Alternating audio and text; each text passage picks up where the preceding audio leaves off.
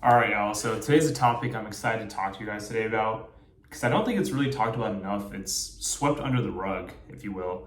No pun intended in this. But yeah, the title says your room says a lot about you. And the reason why I put it in all caps is because we tend to only take care of our room, not just the bedroom, just our environment in general where we live in, whether it's our bathroom, bedroom, kitchen, living room. We only look to take care of it when other people see it. Most of us do this. I've done this at one point in life. I'm sure we all have, where unless we have guests coming over, we don't even think about cleaning our environment. But why do we do that? Because if you really think about it, you're doing it because you want to portray yourself in a certain manner. Think about it when you go out in public. So you're not going to dress the same way that you do when you're asleep, right? Because you don't want people to think of you as you're, some bum, or you don't know how to dress, or you don't have style, right? Like you put on cologne or perfume, and you are also hyper aware of how you're coming across to other people, right? Like your blinders are on, the alarms are firing off, if you will, because you want to make sure that you are acting the way that you want to be known as, which is fine, by the way. Like there's nothing wrong with that as long as you're being your true authentic self. But when we're at home and your bed's not made, your bathroom toilet bowl is all dirty, your sink is a mess, your kitchen has crumbs all over it, but then all of a sudden you just do a mass cleanup of everything once right before you have guests over. Why do we do that? And I know I'm saying this again, but I really want you to think, like, why do you do that?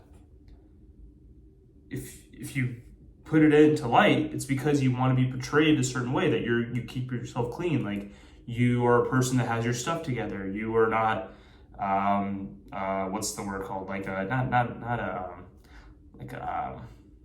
I'm blanking on the word right now, but the point is that you just want to be able to portray yourself a certain way, that you look better than how you really are on a day-to-day life. So for me, I realized I was doing this for a long time. I mean, granted, I was living at home for a couple of years, but when I was in college, I would do this when I was living in my apartment. Like I knew I had guests over, and I would just do a mass cleanup of my place. Like my room, my bed was never made. My room always had stuff going, just crap there. Bathroom was, not too dirty, but pretty dirty. I wouldn't want people using that bathroom always. And then it got to a point where I thought to myself, and this was maybe like a little over a year and a half ago, when I moved back out after I finished graduate school. I was living at home, and then I moved back out last summer, that I don't want to do that. Because one, it's just a pain in the butt to do that mass cleanup. Like I don't care to do that. Like I'm literally waiting months, because sometimes, you have people, depends on how often you have people over. But for me, I'm having people over at least once every 2 to 3 weeks, at least, and it just got to this point where instead of planning a day to just clean everything up before someone comes, why not just make it part of who I am? Right? Like, why not just be known to myself that I am someone that I'm a cleanly person, right? Like, you're only lying to yourself when you do these mass cleanups when people come. And what I realized when I started doing that is, when I did have people over, I would get compliments, especially girls, like, yo, you have like the best bathroom I've ever seen. This is the cleanest bathroom I've ever seen from a guy.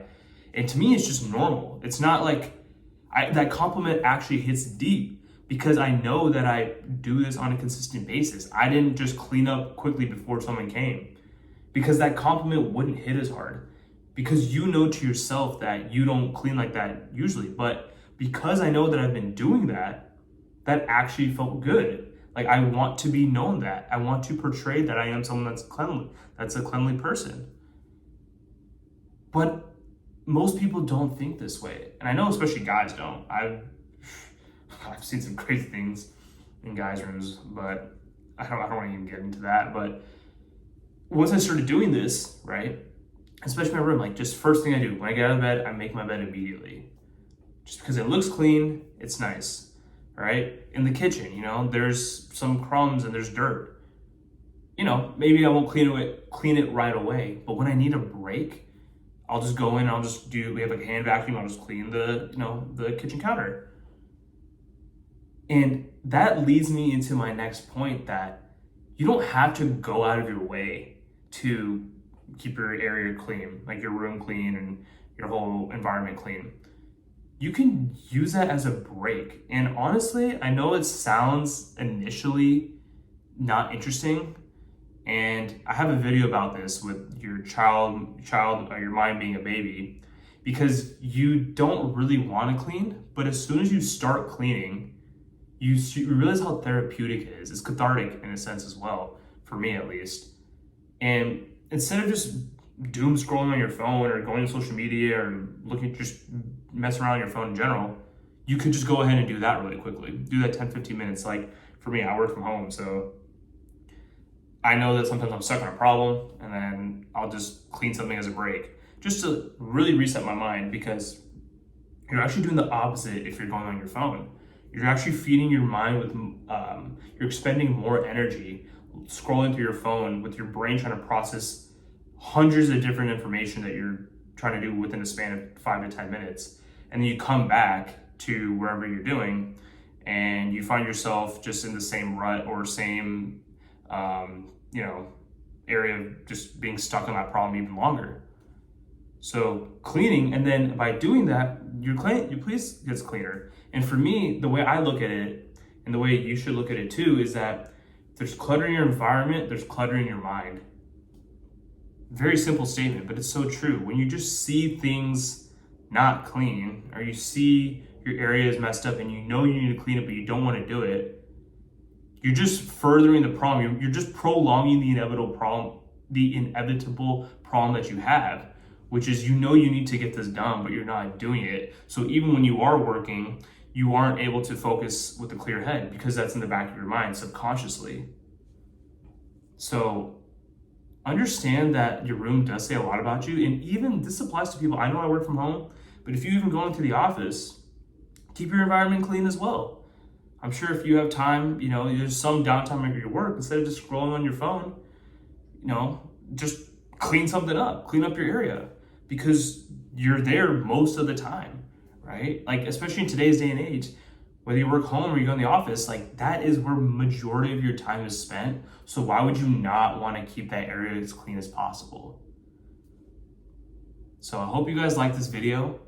Very simple concept, but it's the facade that we all put on to show people that we are portraying someone that we're not, is just not the way of life to go. So if you can get this habit of consistently cleaning rather than doing it all in one warp and then not ultimately even feeling good about yourself because you're not that kind of person, this will definitely help change your life and work towards maximizing what life has to offer you.